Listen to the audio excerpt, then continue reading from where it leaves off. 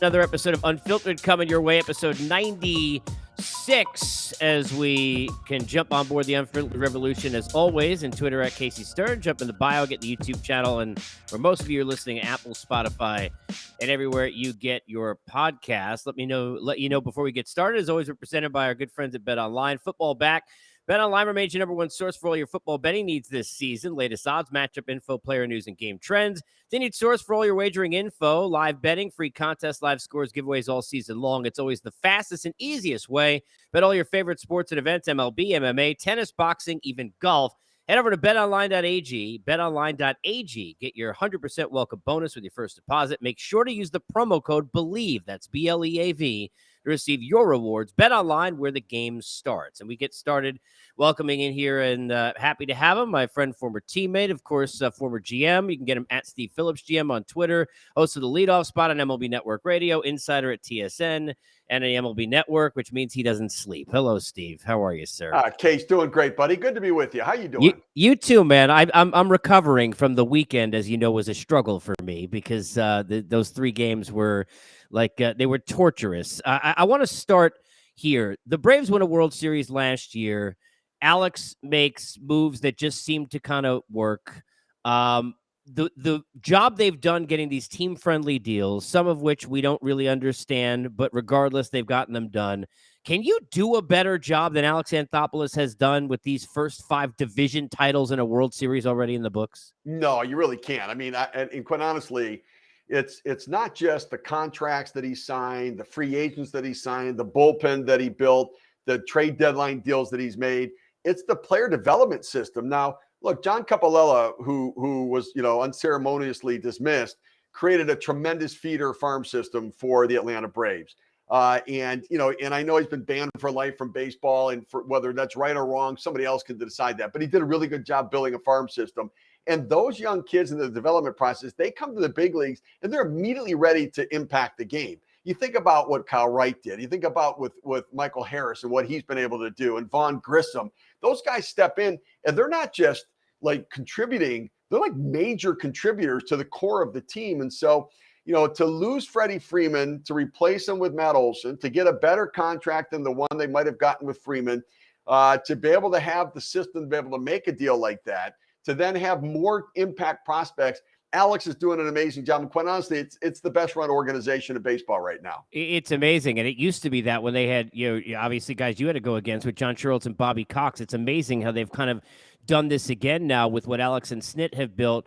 Is this a better team, Steve, than it was last year that won the World Series?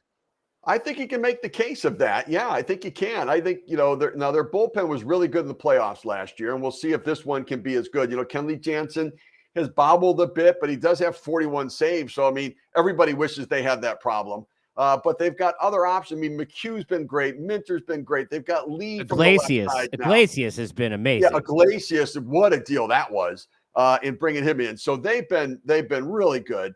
You think about the left side of the infield and what they get from Dansby Swanson and Austin Riley. And then they did this without Ozzie Albies for most, a good part of the year with the injuries he had. But yeah, the pitching's been good. The run that they went on from June 1st, 720 winning percentage. They're on the pace to win 114 games is how they were playing since then. The fact that the Mets played 20 games over 500 and lost 10 and a half games. I mean, there's no shame on the Mets part. It feels bad. And in New York, they're killing the Mets. They're killing Billy Epler. And I'm like, wait, they've won 100 games. Like, what are we killing them for? And yet, there's this criticism out there. It's an amazing story what they've done in Atlanta. And in many regards, it's taken a 100-win team in New York and made the fan base feel badly about them. Yeah, I've said this for the last couple of weeks. You want to say the Mets choked away opportunities earlier in the month? They did. Did they choke? No. The Braves took it. I mean, it's that simple. That 3-game series, the Braves looked better in every facet of the game.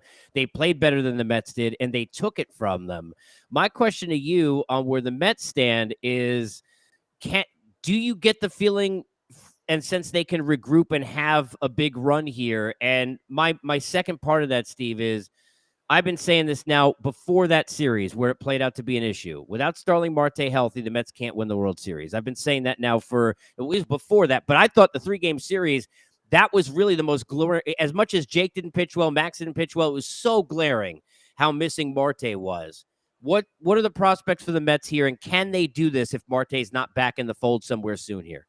Yeah, I think it's going to be really tough. I thought to myself that whichever team ended up the division winner versus the wild card had a chance to go to and win the World Series. The team that's the wild card, I don't know that anybody has ever won a World Series going through a 100-win Dodgers team, what would likely be a 100-win Braves team, and would likely be a 100-win Astros or Yankees team. That's on. And here's the thing: the Mets have 100 wins, and so maybe it can happen.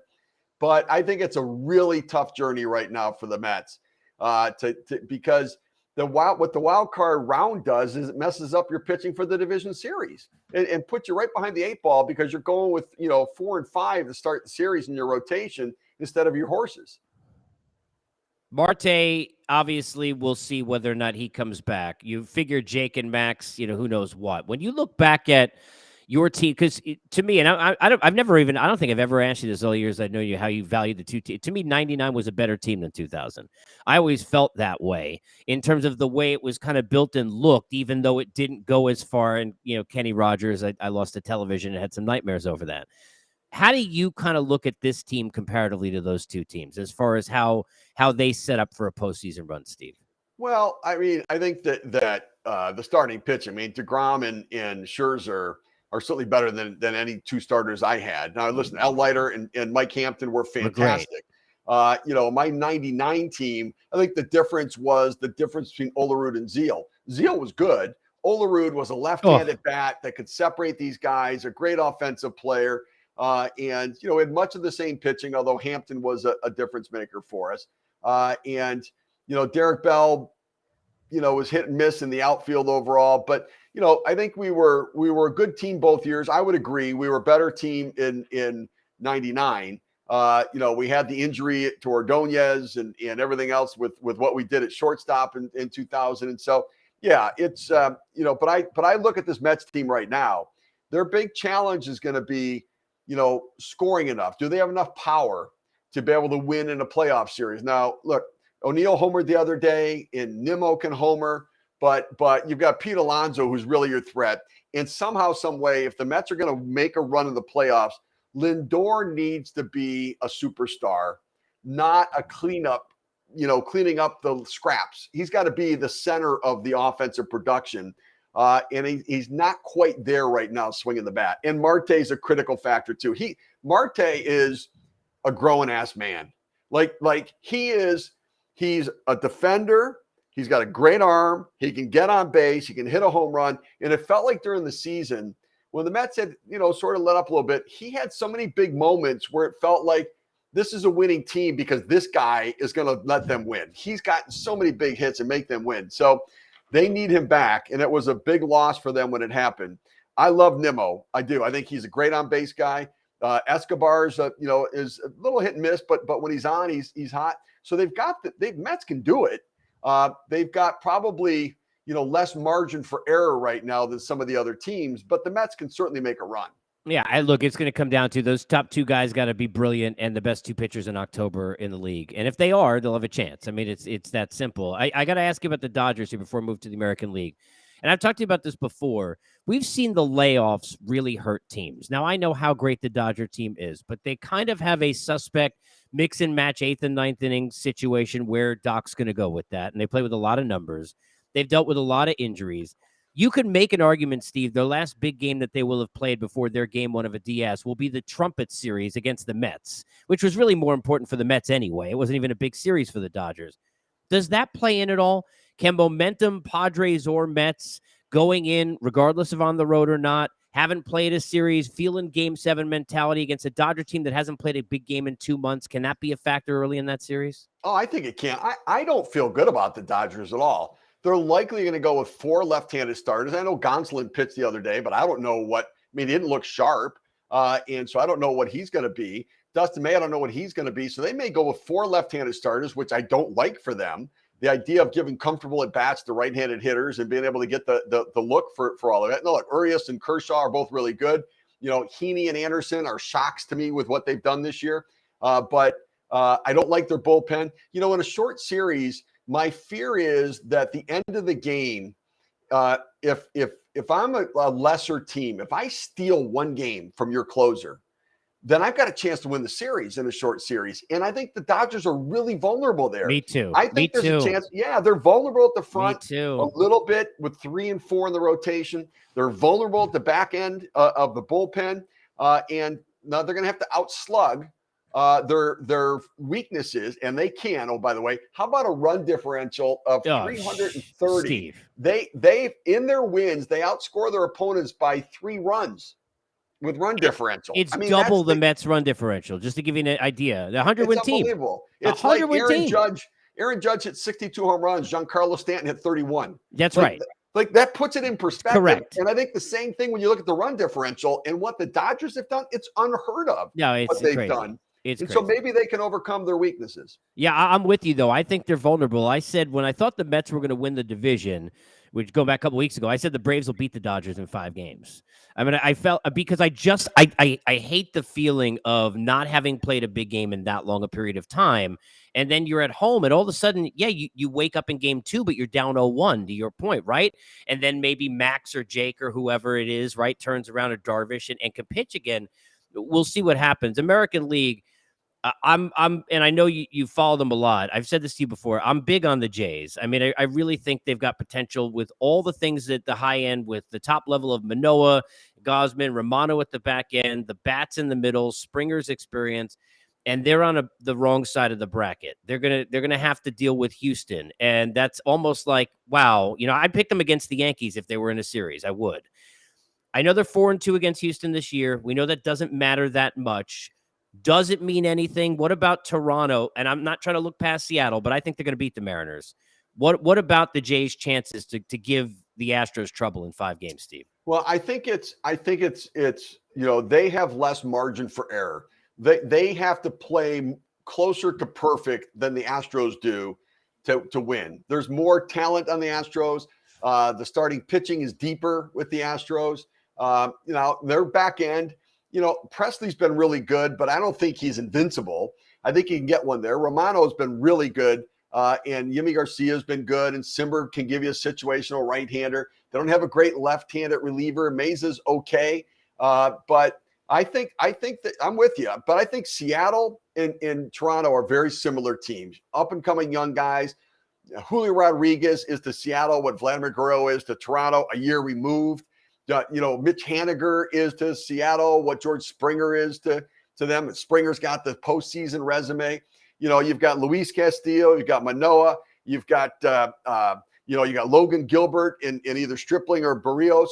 You got Gosman and you know, you look at the rotation there, and so you know, and Robbie Ray, and so I think that Toronto can make a run. I think Seattle can make a run, and I think the Yankees with Severino pitching like he did the other day with Nestor Cortez and Cole. And I know people are down on Cole right now, but the American League, the Astros are head and shoulders better than everybody else. But I do believe the Yankees, the Mariners, and the Blue Jays all have a chance to come out of the American League. All right, now let's get to the other series because look, the Guardians, it's hard to not kind of backpat them, and you almost feel disingenuous doing it because you want to like congratulate all the great things they've done, and then you know a butt is coming, right? The Rays, to me, it's not Twins Yankees, Steve, but outside of the Donaldson walk-off at the end of that series this year, which would have cut the lead to 2.5, the Rays in the playoffs with Brasso Chapman 3 years ago, every situation that's mattered, they're not afraid of the Yankees at all. Doesn't matter who's in there. Is it fair to say if I'm a Yankee fan, I'm rooting for the Guardians and I want nothing to do with Tampa at all? Yeah, I think probably so. Yeah, I think the sense of familiarity and the idea that Tampa Bay is not intimidated is a part of it. Because part of, you know, so for instance, the Athletic just did this player poll on most intimidating stadiums. Yankee Stadium was the most intimidating to players because of the history and the fans are mean. You know, and it's like, and there is that energy that takes place there. So yeah, I think I'd rather play the Guardians. Now I don't really fear Tampa.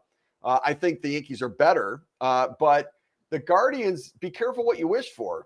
I mean, Bieber and Tristan McKenzie. That's right. And here's Class the thing. A in the back end. You put the first two first two would be at Yankee Stadium. So it would be, Bieber and Tristan McKenzie. And then you look at Quantrill's not lost at Progressive Field in his career. He's 13-0. He's never lost a game there. And so he would be back pitching in game 3. And so, the Yankees are certainly, better than both of those teams, but don't count out the Guardians either, because they can outpitch you. They can't outslug you. And so they're going to have to manufacture. If you make a mistake, they'll take advantage of it. If you just play solid defensively, you throw strikes, don't put extra runners on, you can beat Cleveland. It's when you give them the chance to run the bases and stir things up a bit is where you put yourself in jeopardy. Let me get 2 more quick ones for you to let you run. Number 1, on the Yankees as a team. Fair to say, is Stanton, we know Judge is going to be Judge. I'm probably going to be more relaxed now, right? You would figure, ironically.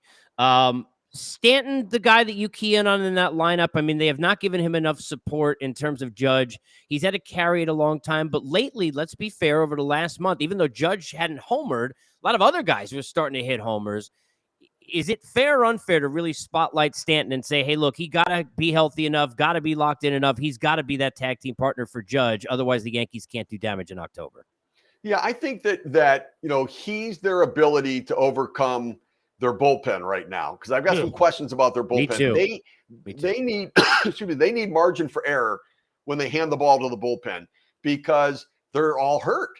I mean, Holmes and Marinaccio and Britton's not right, and Chapman's a mess, and so they need runs, and they need crooked numbers, and so I think Stanton is that guy. Now Rizzo can certainly run into one, but Rizzo's more likely to get hit by a pitch crowding the plate in the playoffs than necessarily hitting one out. Stanton's got to be a guy, right? If I'm going to pitch around Judge, Stanton has to be a guy that drives it and hurts the opposition.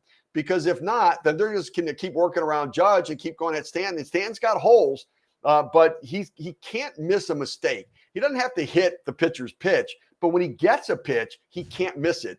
And if he does, that's the difference for the Yankees to overcome what's going to, I think, be a significant weakness in that bullpen going into the postseason. Last one for me, Aaron Judge. And look, he and Pujols both. These runs were amazing. They were fat. This was as good an end to a regular season. Let's be fair. Second half of this year, as we've had, I don't know how long, right? With the races that we got in the teams and having Pujols and Judge. But with all due respect to Roger Maris Jr., look, when it's your dad, I kind of get it. I understand it's given people a lot of fatigue. But the idea that this has become a conversation at all, does this bother you that we're still discussing this, that we still haven't accepted that, regardless of what Barry Bonds did or didn't do, Steve, that he's just the guy in the record books and everybody get the hell over it? Because it's kind of annoying, no? Yeah. So here's the thing. He is the guy in the record books. So literally he is the single season home run leader. Right. But I can understand how people might look at it differently. That the reality is that if you're looking at the numbers and you want to put it in perspective, the 3 guys who have hit over 62 all used PEDs and all cheated. That's true. And that's the reality is that yes, they're in the record books. There's no asterisk there. So as the announcers all call it, we have a new single season home run record for the American League. That being said, I look at Judge as being the single season home run leader. That's my view of it, because I discount the other 3 guys. I disqualify them. Barry Bonds never hit more than 49 home runs other than the 73 he hit when he cheated. Now, yes, other players cheated, pitchers cheated. What do we do with all the numbers and everything else? But by looking at the numbers from that era and being a GM in that era, home runs went up more than ERAs went down. And so, yes, pitchers did it, but it helped hitters more.